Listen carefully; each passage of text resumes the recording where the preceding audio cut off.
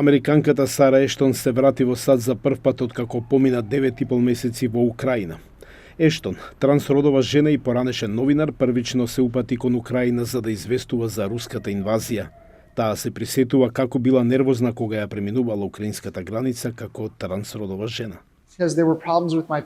Имаше проблеми со мојата документација во врска со мојата родова транзиција, а исто така не бев сигурна како украинците ќе се справат со трансродов известувач од земјата за време на војна.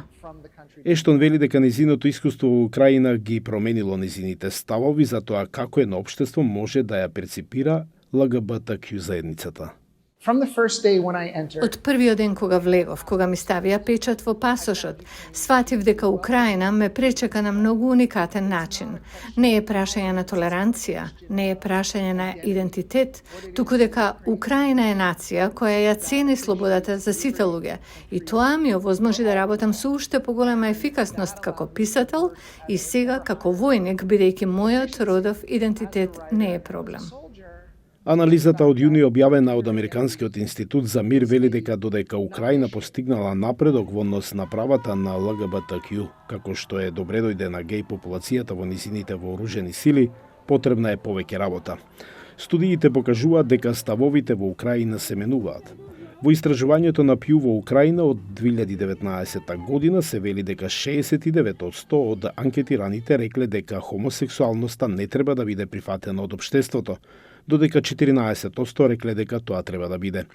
3 години подоцна во мај 2022 година истражувањето на Меѓународниот институт за социологија во Киев објави дека 64% од испитаниците изјавиле дека ЛГБТQ граѓаните во Украина треба да имаат еднакви права.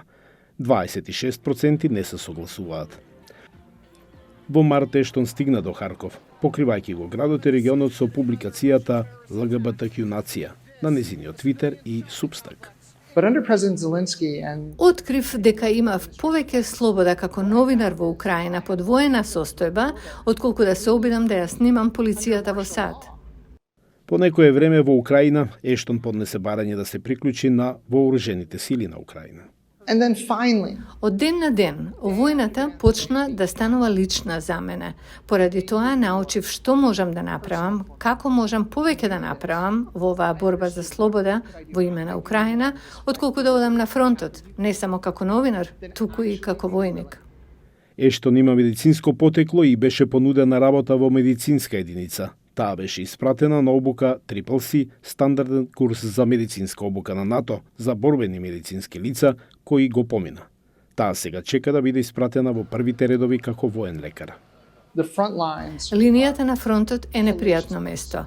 Линијата нулта е исклучително место. Бев таму кога беа уништени амбулантни возила. Американскиот конгрес усвои речиси $45 милиарди дополнителна помош за Украина, дел од предлог законот кој тежи $1,7 трилиони. Председателот Џо Бајден треба да го потпише. Ештон вели дека Украина веќе победила, покажувајќи својата храброст и воена немоќ на Русија. Но таа се надева дека САД ќе продолжат да ја помогна на Украина до незината победа.